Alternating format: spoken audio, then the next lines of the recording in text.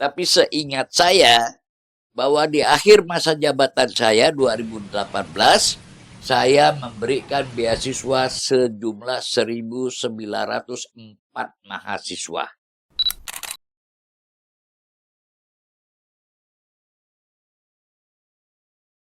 Assalamualaikum warahmatullahi wabarakatuh. Selamat datang untuk Bupati kita, mantan Bupati kita di periode 2008 hingga 2018 ya Pak ya. Bapak Hilti Hamid, selamat datang juga di podcast kami, podcast Ruang dan Waktu yang kami gagas. Sebelumnya juga sudah ada beberapa narasumber orang besar yang sudah hadir di sini Pak. Mungkin sore ini kita akan sedikit rileks. Mungkin kita akan memflashback nih Pak nih, sejauh mana perkembangan Kayong. Pertama tentu salah satu yang merasakan hasil kerja beliau ini adalah salah satunya saya sendiri nih, karena saya salah satu penerima beasiswa di masa kepemimpinan beliau ini. Jadi itu kemarin saya di Malang Pak, Jawa Timur ya Pak ya. Kemarin juga beliau sudah sering kunjungan, jadi memang 2 periode sangat terasa. Ketika kita mengkomparkan di tahun ini, di periode-periode ini, bahwa berbicara generasi emas di 2045 dan bonus demografi, ternyata beliau ini sudah dulu memprogramkan barang ini Pak. Ya Pak ya. Ternyata untuk peningkatan IPM, untuk agar SDM kita di Kayong Utara ini lebih maju, beliau sudah melaksanakan pendidikan dan kesehatan gratis. Tentu hal ini, kalau kita lihat, tidak semua kabupaten melaksanakan hal ini. Hanya salah satunya jebolan-jebolan Kayong Utara ini. Makanya Kayong Utara ini kalau bisa dilihat memang salah satu hal yang menjadi atensi, bahwa hebatnya Kayong Utara itu salah satunya di situ. Walaupun kabupaten kecil, kabupaten pemekaran baru, tapi dengan kinerja beliau ini sangat nampak. Jadi gimana Pak penjelasannya Pak? Nah, idenya itu Pak dapat dari mana Bapak sehingga Bapak tuh kan timbul kan kalau kita lihat Bapak kan bukan yang dari daerah sinilah kasar, tapi Bapak bisa punya ide kayak gitu tuh, program tuh kan luar biasa gitu. Nah, Jadi begini ya, saya sendiri baru merasakan hasil daripada pendidikan gratis, kesehatan gratis, dan program 10 sarjana per desa kalau itu ya. Itu baru saat-saat ini. Di mana waktu saya beberapa waktu yang lalu, masih tahun 2024 akhir-akhir ya, saya masih mensosialisasikan calon bupati Pak Romi. Itu saya ke daerah-daerah, saya justru disambut orang-orang tua yang nyatakan mengucapkan terima kasih kepada saya, yang bilang anaknya sudah selesai kuliah, beasiswa dari pemerintah daerah, kemudian sudah bekerja, ada yang di inspektorat dan lain-lain sebagainya. Dan yang paling membanggakan saya, ternyata ada orang dari pulau di dusun besar itu yang menjadi dokter.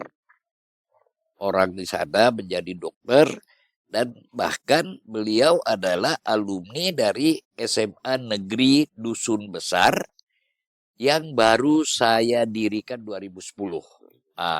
Itu dia. Jadi saya sendiri baru merasakan ini gitu ya. Nah, kalau dilihat dari filosofinya atau langkah apa yang membuat saya berpikiran sehingga di Kayong Utara ini harus pendidikan gratis, kesehatan gratis yang waktu di awal-awal kepemimpinan saya. Iya Pak. Ini bukan semata-mata saya ingin mencari popularitas, ya, bukan pencitraan. Tapi ini semua berdasarkan dari hasil survei dan asesmen, gitu. Nah, berawal dari pemekaran Kabupaten Kayong Utara, yang waktu itu saya diminta Pak Oso untuk melakukan membantu. Berarti Ya. itu belum ada cerita Bapak bakalan calon bupati Belum, apa tuh Pak? belum ada. Belum tahu, tapi ini jadi menjadi data bagi saya. Bahwa saya diminta membantu untuk melanjutkan proses pemekaran Kayung Utara yang pada saat itu sempat terhenti. Sempat terhenti, supaya dilanjutkan.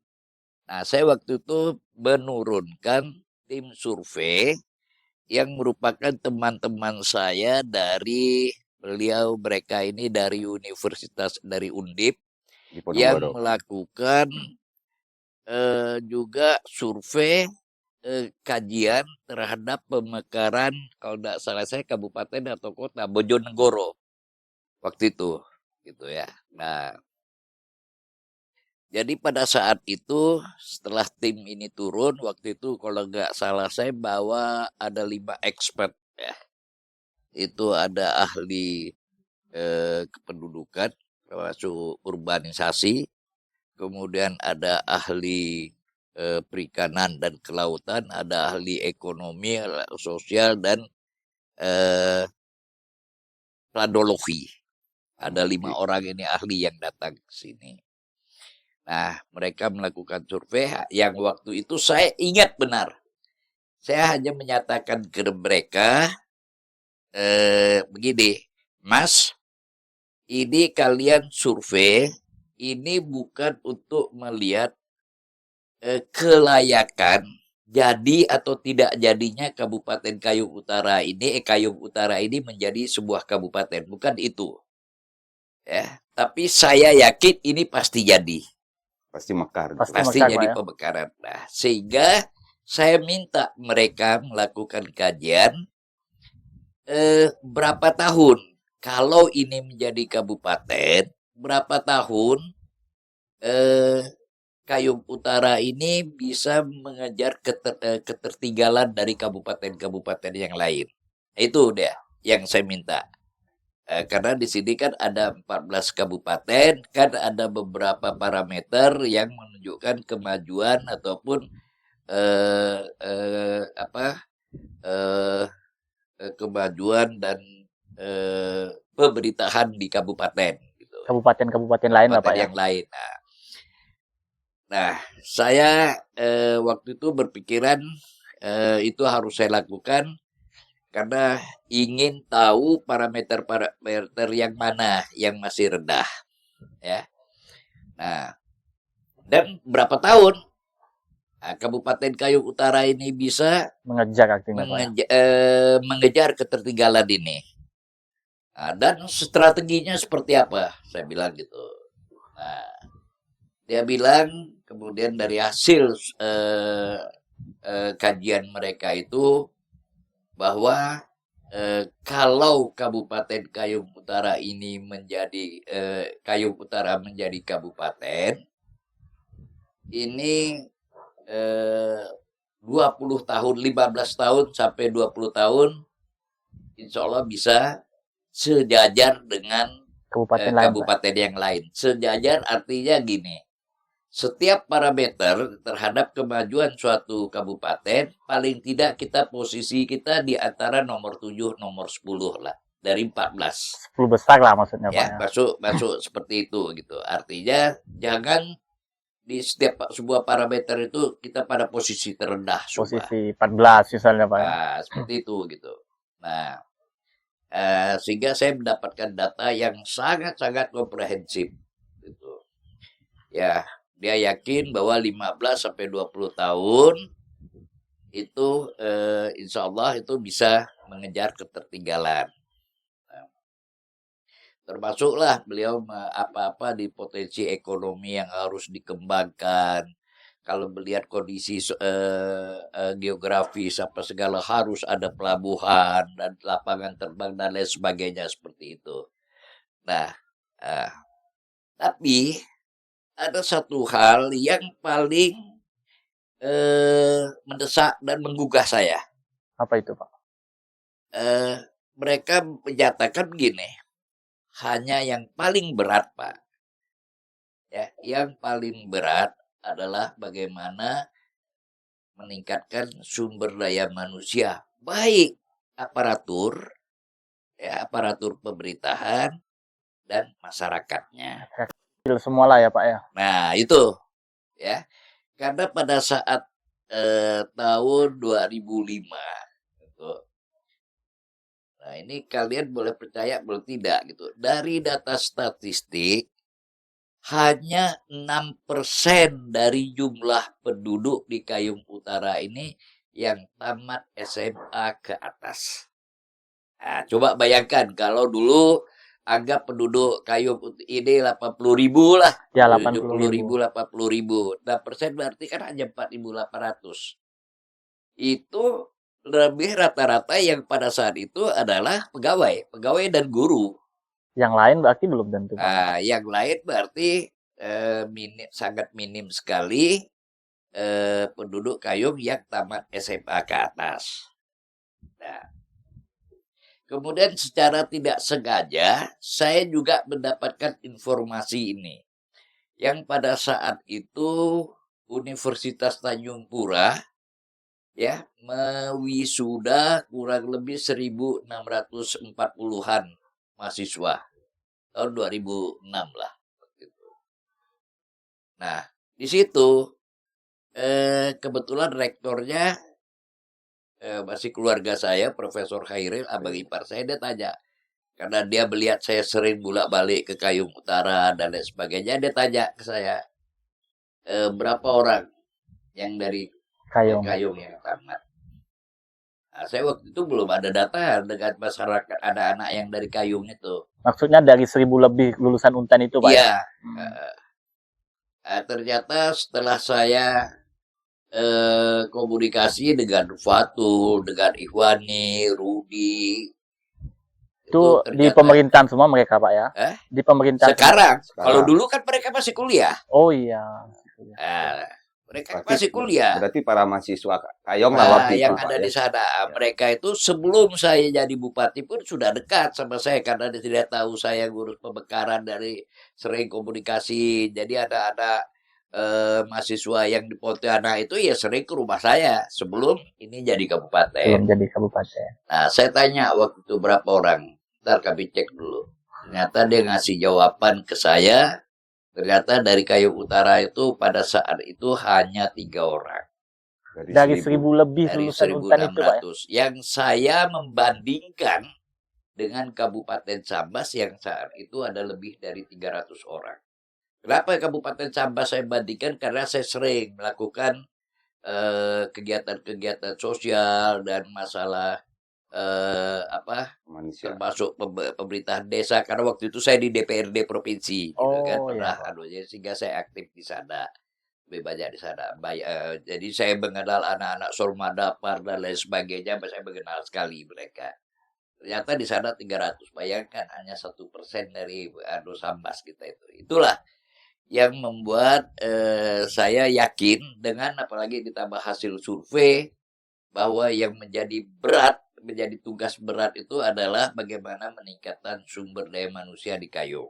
Itu menjadi hal penting Pak ya waktu itu Pak. Itu. Nah, ini belum saya dapatkan sebelum saya mencalonkan sebagai bupati. Itu bisa dibilang Bapak ketua tim penelitian lah ya Pak ya untuk di Kayung Utara. Iya, seperti itu gitu. Nah, setelah saya ditunjuk untuk mencalonkan diri, ya, saya tidak ada pikiran lain. Nah, jadi ya kebetulan visi misi saya buat apa kepentingan masyarakatnya, sehingga memang pendidikan dan kesehatan gratis itu harus dilaksanakan di Kayung Utara. Dan itu realisasinya nyata. Nah, itu sehingga memang bertahap sampai dengan 2013 itu lebih banyak ke pendidikan mulai SD, SMP, SMA itu ya, yang sedikit masih yang saya berikan beasiswa waktu itu lebih banyak kepada anak-anak mahasiswa yang di kedokteran. Nah, setelah Bapak tadi itu menjadi bupati, itu kan susah nggak Pak merubah mindset kan? Yang tadi Bapak cerita itu hanya sekian Kan ini kan mesti ngerubah pola iya, pikir, iya, kebiasaan bahwa iya. pendidikan itu penting, Pak. Oke, ya. Nah, setelah saya jadi bupati, ya, saya masih ini sebelumnya dulu deh. Sebelum saya jadi bupati, saya melihat waktu di si Fatul ini ngasih tahu saya bahwa hanya 3 orang. Pada saat itu anak-anak SMA baru sedang ujian. Nah, jadi saya minta mereka itu melakukan survei. Survei lagi nih, Pak. Tapi ini udah orang-orang Bapak sendiri, orang Udah, Kayong, Bapak. udah orang Kayong dan udah mahasiswa lah mereka, karena mereka juga biasa ikut survei dari tim-tim dari pusat biasa survei, jadi metodenya mereka udah tahu lah. Gitu. Udah saya buatkan kuesionernya apa segala Bukan dari yang rekanan Bapak Undip tadi nih, Pak ya. Ya, udah itu untuk melihat keinginan sejauh mana keinginan anak-anak Kayung Utara ini untuk kuliah. Jadi saya suruh mereka ke SMA di Melado, di Spoti waktu itu belum ada, Teluk Batang, Sukadana. Pulau Pak gimana Pulau? Ya termasuk di pulau waktu itu udah ada SMK. Di pulau kan waktu itu baru ada 4 sekolahan ya. Ya. Gitu. Nah, di situ saya minta supaya mereka seperti sensus kepada anak-anak yang kelas 3. Tanya, kau mau melanjutkan apa tidak? Artinya ingin kuliah enggak gitu Pak ya? Ingin kuliah apa enggak ke luar Pontianak. Lebih mendalam kita pertanyakan apa yang menyebabkan kalau dia tidak mau kuliah. Alasannya. Gitu, alasannya. Nah, itu pertama masalah waktu itu harus jauh karena orang Kayung dulu melihat Pontianak itu sangat jauh. Pada saat itu masih banyak orang Kayung yang ke Pontianak pun tidak pernah. Nah, itu satu. Kedua, bilang biaya mahal. Artinya menyangkut ekonomi keluarga. Betul. Ya. Yang ketiga, masalahnya motivasi. Ini yang paling berat. Masalah motivasi. Berubah mindset mereka, Pak. Sampai waktu itu saya bilang sama anak-anak gini, kalian sampaikan ke mereka, ke anak-anak, kalau ada yang mau kuliah, ya, Bapak mau memberi mereka beasiswa di Pontianak. Tapi sampai D3. Ya. Itu masing-masing kecamatan 5 orang. Nah, waktu itu karena Bapak ada kawan di UPB yang dibilang ada untuk sarjana muda di bidang ekonomi itu ada gitu waktu itu. Gitu. Nah, itulah dicari. Nah, yang membuat Bapak heran tuh, aduh, ternyata dari 20 orang itu lebih banyak dari Sponti, 8 orang.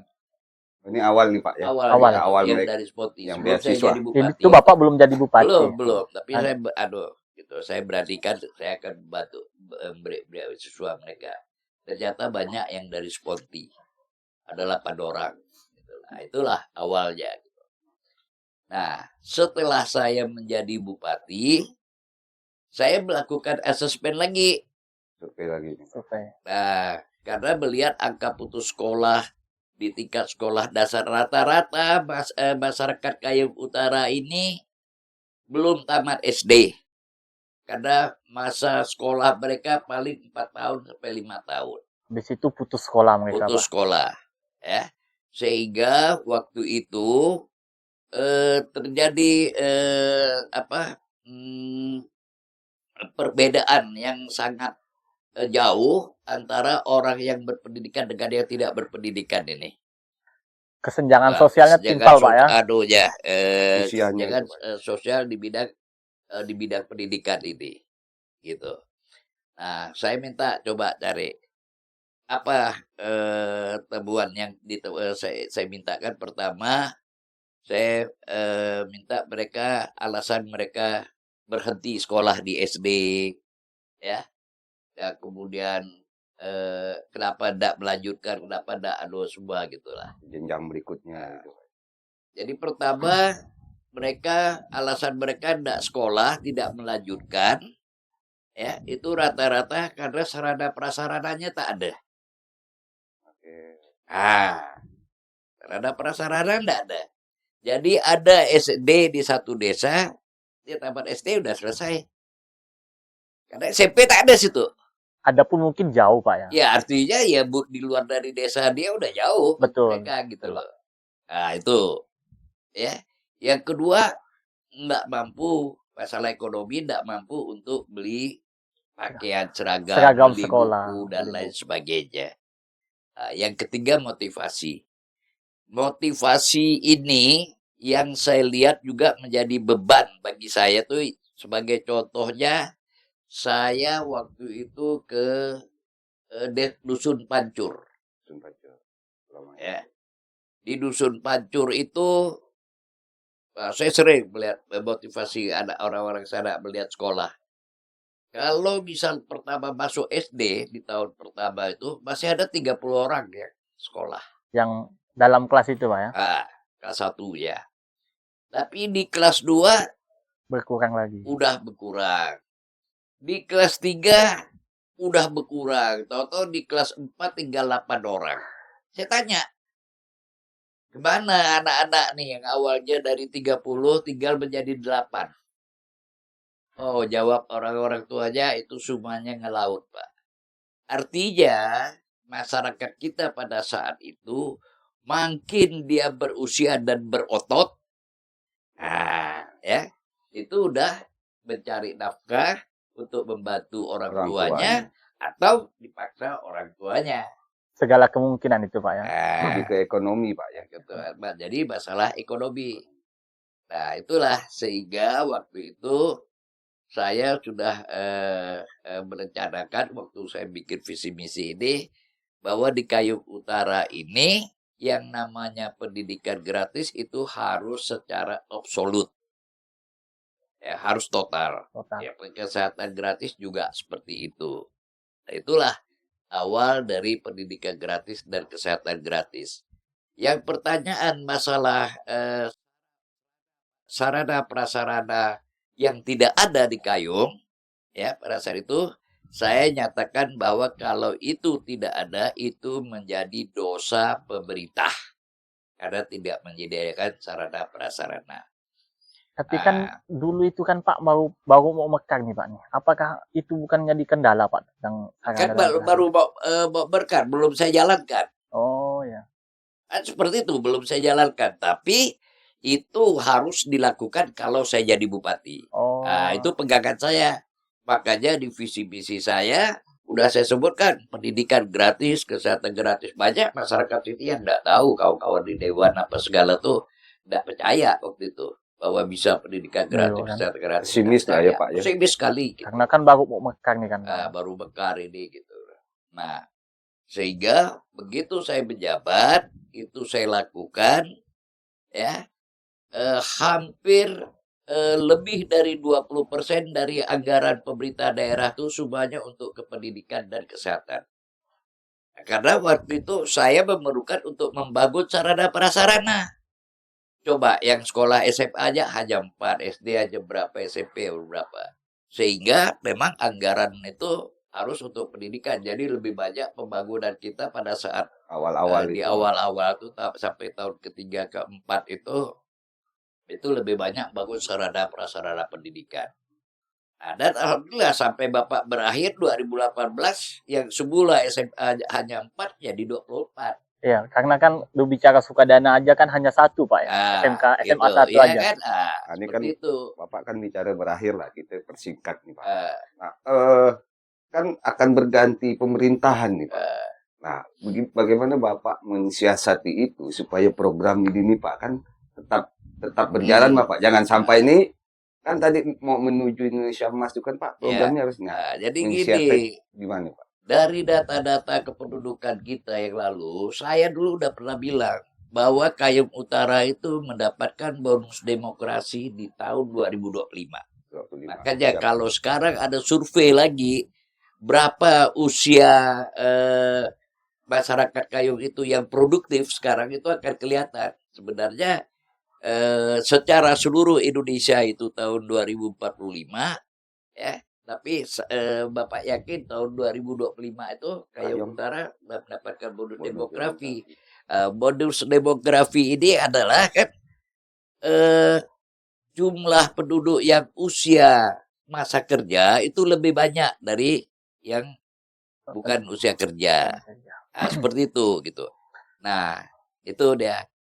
Nah, makanya waktu itu ya tidak ada jalan lain, pendidikan itu harus gratis, kesehatan harus gratis, bukan mengabaikan di sektor ekonomi. Nah, seperti itu. Nah, di sambil berjalan, ya ada yang sedikit-sedikit yang beasiswa waktu itu masih lebih banyak. Kami menitik beratkan kepada menitip kuota masalah bidik misi dan lain sebagainya ke universitas-universitas yang ada. Terutama di kedokteran. Ya, di kedokteran ada di UTAR kita kerjasama. Waktu itu diminta kuota satu kabupaten itu hanya 3, tapi kalau ada kabupaten yang tidak mengambil seluruh kuotanya itu saya minta. Bahkan saya pernah mengirim sampai 7 orang gitu. Anak yang di kedokteran itu seperti itu. Nah, tapi memang bahwa apa yang kita lakukan di sampai 2013 itu benar-benar menyerap APBD Untuk di bidang pendidikan ini, Pak. untuk bidang pendidikan dan kesehatan. Kesehatan. Nah, seperti itu. Nah, baru di periode keduanya, Bapak waktu untuk maju calon sebagai bupati lagi yang kedua, Periode berikutnya. baru ada misi, visi, misi 10. sarjana 10 per desa itu. Nah, waktu itu pemikiran Bapak lebih Ekstrim lah lebih kali ya, Pak, ya. ekstrim gini. 10 sarjana per desa, walaupun Bapak yakin tidak mungkin anak-anak bisa di per desa ini bisa 10 gitulah. Paling mentok. Nah, tapi paling tidak bisa bisa batasannya bisa Dulu lah, masih seperti berapa itu. desa, Pak ya? Udah 43. Udah 43. Udah 43 desa. Sehingga bisa ratusan sarjana lah Nah, nih, Pak, ya. bisa ratusan yang kita beri beasiswa. Untuk Nah, zaman beliau ini satu kampus saja bisa 100, Pak ya. Nah, jadi sambil kita mencari perguruan tinggi yang mau juga bekerja sama, sharing, tidak semata-mata dari Pemda Kayung aja gitu loh. Nah, kemudian kita kan juga karena mereka juga membaca di media bahwa di Kayung ini ada pendidikan gratis apa segala subah. Jadi Rektor Yuditri itu ada datang ke sini, dia menawarkan kerjasama gitu, datang ke saya yang ditanyakannya apa alasan Bapak untuk memberikan beasiswa secara gratis di Pak untuk sekolahkan orang-orang. Pak jelaskan. Ke sini, Pak ya, dulu. Iya, mereka yang datang gitu. Nah, baru kita susul ke sana semuanya gitu. Nah, itulah alasan dasarnya makanya 10 sarjana itu bisa berlanjut. Nah, waktu itu sebenarnya secara diam-diam banyak staf saya yang tidak setuju. Wih, ini menarik nih. Nah, itu Ini di bagian beasiswa. ya, saya Terkait beasiswanya, Pak ya. Iya, tidak saya Untuk sebutkan. sarjana, ya. Tidak saya sebutkan. Saya masih sekarang masih ingat saya orang-orang yang tidak setuju. Gitu. Simis lah, Pak, ya. Ya, karena apa katanya? Ini akan menjadi bom waktu.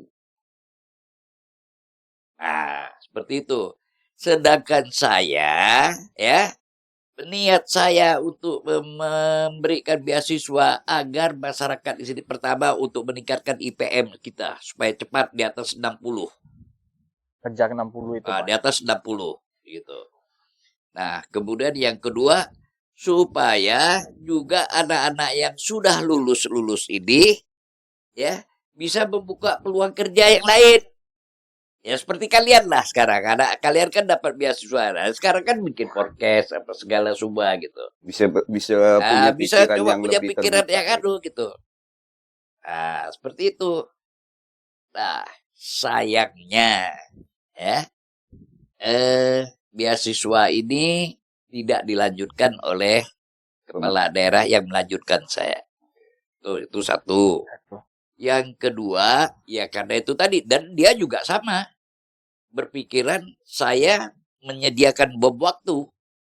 Begitu kalian pulang, mereka berasa ini harus jadi PNS, mereka akan ditutup jadi PNS. Inilah yang dimaksudkannya bom waktu. Padahal saya kan tidak ada ikatan dengan kalian bahwa kalian harus lulus, kalau Kerja. sudah lulus Betul, harus kerja. bekerja di kayu apa sekali ada, gitu kan? Nah, tapi kan juga saya juga tidak bisa membatasi kalian. Kalian selesai apakah mau tetap di Jawa atau di luar gitu. Nah, saya juga dipertanyakan gitu, nggak pernah ada ikatan perjanjian dengan masyarakat ini. Saya bilang gini, kalau orang-orang anak-anak Kayum yang sudah selesai dan dia berhasil di daerah orang, di tempat orang, saya yakin dia walaupun bagaimana mereka pasti akan menitipkan atau mengirim uangnya kepada keluarganya yang ada di sini. Nah, itu Tumbuh udah ekonomi. suatu gitu loh. Ya. Daripada kalau misal daripada kita tidak ada sama sekali. Gitu.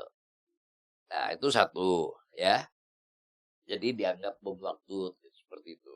Sehingga kalian yang sudah lulus-lulus ini tidak terinventarisir di Pemda. Ya kan tidak terinventarisir anak-anak yang sudah pulang ini di mana. Udah berapa banyak. Udah. Nggak tahu ya berapa banyak, nggak tahu.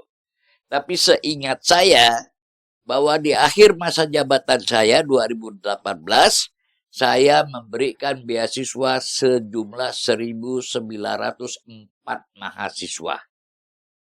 1904 mahasiswa. Nah, itu termasuk yang ongoing. Jadi anak-anak yang udah kuliah dulu di Belum dapat.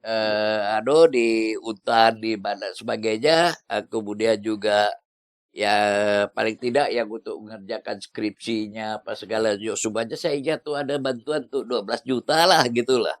Ada memang. Kalau yang untuk skripsi apa menyelesaikan itu. Ada yang juga untuk menyelesaikan biaya pendidikan seperti itu gitu. Nah, kalau dengan Uditri waktu itu saya ingat saya begini. Pemda ini mempunyai kewajiban memberikan biaya pendidikan itu sampai semester 6 atau semester 7 gitulah. Selebihnya dari mereka gitu. Oh, ada kerjasama tadi itu, Pak. Kerjasamanya seperti itu gitu. Tapi di semester 8-nya enggak bayar. Dari kita Dari Pemda biaya enggak. pendidikan. Oh, Biaya pendidikannya. biaya pendidikan itu. Udah salah saya ada seperti itu gitu. Tapi biaya hidup kalian kan juga ditanggung kan? Iya, Pak, betul. Itu. Lengkap Nah, sudah. kenapa sampai biaya hidup saya tanggung walaupun 800.000 atau 1 juta? 800.000 per bulan. 800.000 tapi saya yakin karena saya lama juga di Jawa, saya yakin itu cukup. Atau cukup? Sangat cukup lah. Ya, Cukup. itu saya berikan ya karena itu tadi. Karena saya mengetahui kondisi kalian ini banyak tidak berkuliah masalah ekonomi.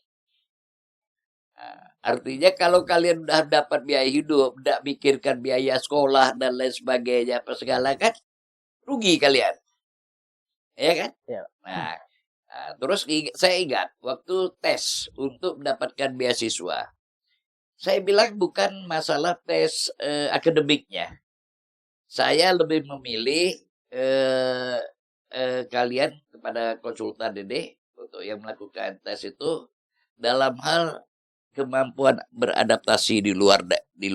Saya bilang itu satu, daya tahan mereka meninggalkan kampung. Ngerantau lah ya, Pak. Merantau.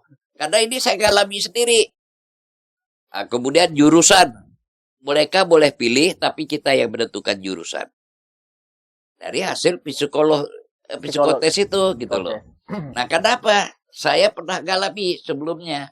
Mengalami, pertama, ada anak-anak yang saya kuliahkan sebelum ada beasiswa 10 sarjana ini ke kedokteran di Untan. Dia ranking 1 di SMA-nya. Ya. Ranking 1 di SMA-nya, terus saya kuliahkan, dia masuk di kedokteran. Semester 1, semester 2, semester 3, IPK-nya masih di atas 3. Aman lah masih, Pak. Tapi begitu semester 4, dia terus menurun sampai akhirnya di bawah 2. Nah, sehingga saya tugaskan kepala bagian di Kesra untuk menelusuri anak ini. Penyebabnya, Pak. Nah, penyebabnya orang tuanya tanya karena ini bisa di drop out. Ya. Ternyata dari anak-anaknya sendiri itu baru ngaku. Saya sebenarnya tidak ingin masuk ke kedokteran. Walaupun dia pintar. Di ranking 1 di SMA, dia ngaku bahwa dia sebenarnya tidak mau masuk dokter. Tapi dipaksa oleh orang tuanya. Nah, seperti itu. Makanya saya minta untuk tes beasiswa ini, pilihan mereka silakan milih, tapi kita nanti dari hasil tes kita yang menentukan apakah cocok pilihan mereka ini atau kita carikan alternatif lain. Nah, seperti itu. Yang kedua, kemudian saya ada mengirim anak mahasiswa di pendidikan ikatan dinas di kelautan. Ya. Jadi saya minta di Kementerian Kelautan yang waktu itu sudah merekrut, Kayung Utara tidak dapat. Saya datangi, saya minta. Ya. Saya minta 3 orang. Gitu. Akhirnya hanya diberi 1 orang. Dengan catatan harus anak nelayan. Gitu. Nah, setelah kami minta lewat ke Dinas Kelautan mencari apa segala semua ini, adalah anak nelayan yang mamanya kalau tidak salah saya pembuat terasi, kalau tidak salah saya itu. Ya. Anaknya ini kami kirim ke Jakarta untuk mengikuti ikatan dinas di Kementerian Kelautan. Nah, di ikatan dinas ini kan Pemda tidak ada membiayai, hanya biaya pengiriman, bahwa untuk kehidupan sehari-hari udah ditanggung Kementerian Kelautan, pendidikan ditanggung ke kelautan, jadi tidak ada beban gitu. Nah, 1 orang dikirim. Ternyata baru 2 bulan atau 3 bulan ketiga dia udah pulang dah. Tidak mampu Pak ya. Dia udah pulang tidak mampu karena bukan rindu sama orang tuanya dan orang tuanya juga rindu sama anak-anaknya. Nah, makanya saya minta ke waktu untuk seleksi beasiswa ini, saya minta kemampuan mereka beradaptasi di lingkungan di luar Kayong.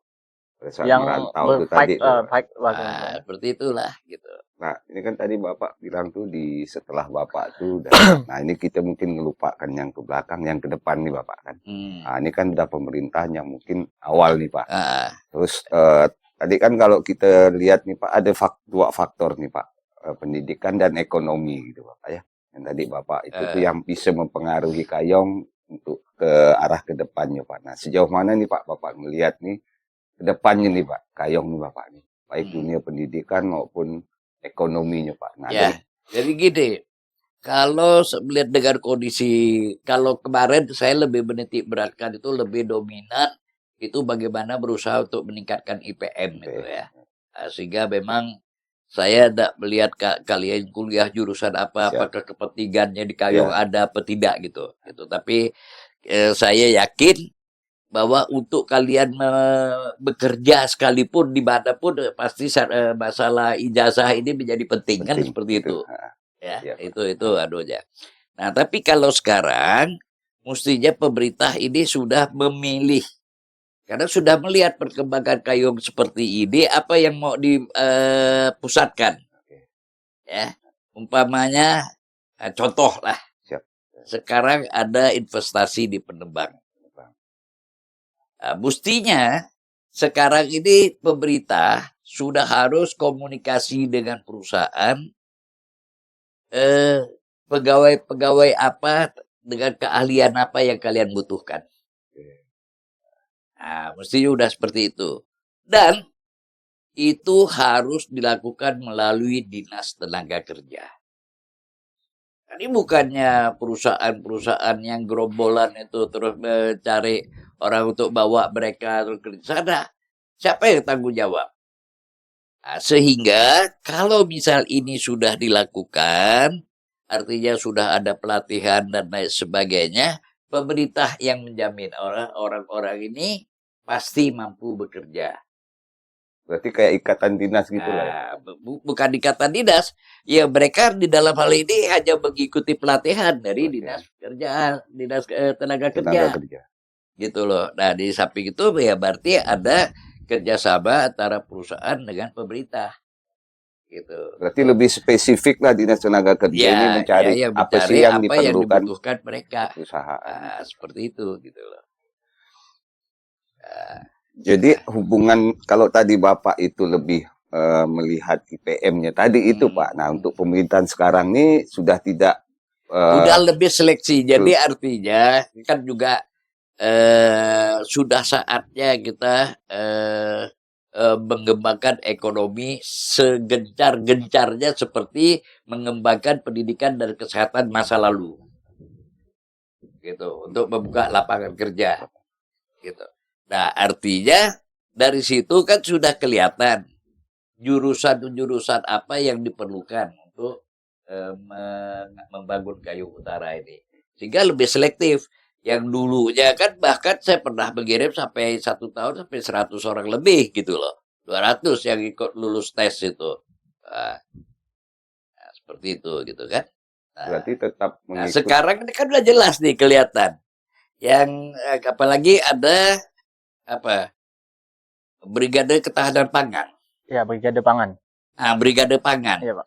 Ya, saya dengar tadi, saya tanya, ya udah anak-anak yang tamatan yang beasiswa yang dari Jogja, yang sekolah pertanian di Jogja. Oh iya, ada Pak. Udah itulah dampaknya gitu. Jadi ya saya benar-benar Merasakan, Pak, ya. kecewa benar kalau orang bilangkan apa yang saya lakukan itu dibilangkan bom waktu gitu loh. Nah, coba kalau misalnya mereka juga ada. Nah, Siapa yang mau ditunjuk jadi siapa anggota BP, yang Pak di ya? IPB apa segala semuanya gitu pulang gitu kan. Nah, itu yang dikelola oleh mestinya di Pemerintahan sekarang. pemerintah, di kepegawaian untuk menginventarisir itu sehingga kalau ada program-program seperti ini kita udah siap orangnya.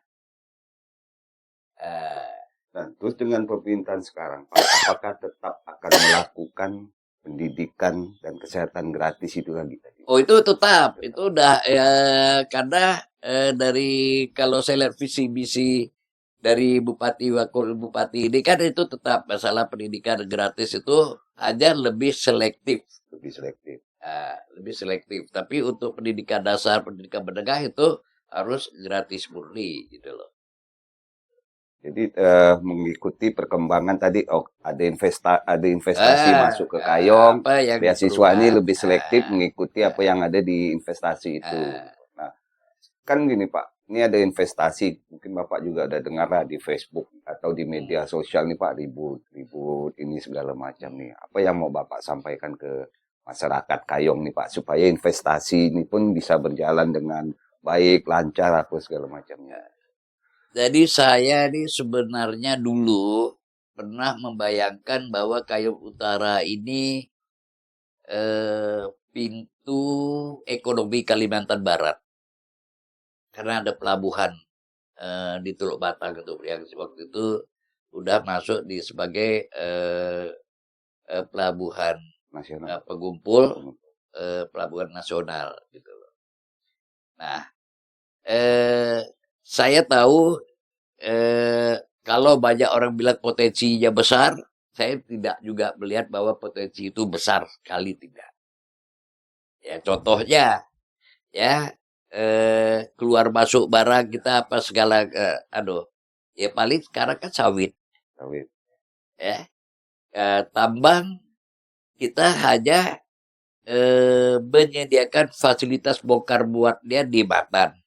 Nah, tapi itu juga merupakan penghasilan termasuk yang besar bagi pemerintah Kayong Utara. Gitu loh. Kan waktu masa saya sebelum saya tinggalkan itu harus bangun pelabuhan supaya mereka keluar masuk, kita menarik retribusi itu bisa. Gitu, seperti itu gitu loh. Nah, tapi kondisi Kayong Utara yang wilayahnya kecil, jumlah penduduknya masih kecil, sehingga dana-dana yang dari pusat yang dalam bentuk dana alokasi umum itu masih kecil. Nah, kita belum ada yang investasi. Bagaimana mau berkembang gitu loh. Kalau di masa saya dulu kondisi keuangan negara baik-baik. Kalau sekarang kan tidak baik-baik saja. Kalau dulu saya karena itu fokus ke pendidikan, ke kesehatan, bahwa saya bilang bahwa dana pendidikan itu harus 20%. Itu murni bahkan pernah sampai-sampai melebihi dari 20% gitu loh. Nah, tapi untuk kegiatan-kegiatan, sekarang saya tanya dah, Perbedaan pembangunan yang saya lakukan dengan yang melanjutkan siapa? Ya, Ah, nggak ada. gitu. Iya kan? Iya Pak. Nah, kalau tanya ini siapa yang bangun? Oh, zamannya Pak Hildi. Pak Ini Hildi. Pak Hildi ini aduh. Nah, seperti itu gitu loh. Nah, tapi pendidikan dulu saya jalan subanya. Nah, sehingga hal-hal yang menyangkut infrastruktur dan lain sebagainya, saya berusaha dari pusat. Dari pusat, karena waktu itu masih ada dana di masing-masing kementerian, masih ada program ini, program ini, program ini, itu yang saya jemput. Gitu. Mana ada di kabupaten itu kita punya 3 pelabuhan, 4 pelabuhan. Kita punya pelabuhan di Betok, di Pulau Maya, di Teluk Batang, di Sukadana. Berarti ada sumber dana lain selain Sumber APBD dana tadi. lain. Nah, karena saya selalu berpikiran, saya kalau misal mengusulkan kepada program ataupun mengejar program di pusat itu bukan minta duitnya. Nah, yang selalu saya sampaikan bahwa kalau masalah proses lelang, proses apa itu silakan dari pusat. Apa kewajiban pemerintah?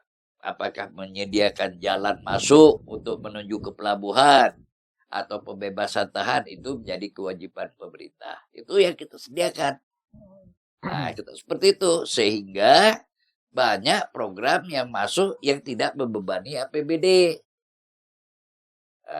Ada sumber lain, Bapak, ada ya? sumber lain gitu. Sehingga yang tadi kita bahas ini Pak, ada investor Ah. masuk ini juga menjadi sumber yang Ya, lain, menjadi Pak, ya? sumber lain. Nah, jadi kalau misal dengan ada investor ini, kalau yang keberatan ini masalah lingkungan, ya kan lebih banyak orang-orang LSM yang bicara masalah lingkungan. Itu kan karena ini program strategis nasional, pasti pemerintah pusat itu juga tidak mau mencelakakan masyarakat di sekitarnya. Sudah ada kajian-kajiannya Sudah juga pasti Pak. Ya? akan melakukan kajian-kajian itu. Nah, kita yang harus pikir, kalau misal ini sampai tidak ada gagal sama sekali, begitu lambatnya kita mengejar ketertinggalan dari kabupaten lain. Contohnya dari kabupaten yang ada di Kalimantan Barat Iya. Pak. Ya? Jadi apa ya Pak yang mau Bapak sampaikan ke masyarakat? Ya, kalau saya berharap masyarakat harus mendukung. Harus mendukung. Nah, kalau ada yang hal-hal yang sifatnya berasa berat, mintalah penjelasannya kepada pemerintah. Jangan kepada perusahaan dulu langsung gitu loh. Nanti kena bualkan katanya begitu. Ke pemerintah dalam hal ini kan berdiri di tengah antara masyarakat dan perusahaan. Mungkin cukup dulu ya Pak ya. Ya. Juga ada suara dari Iyalah, udah ada suara ada ya.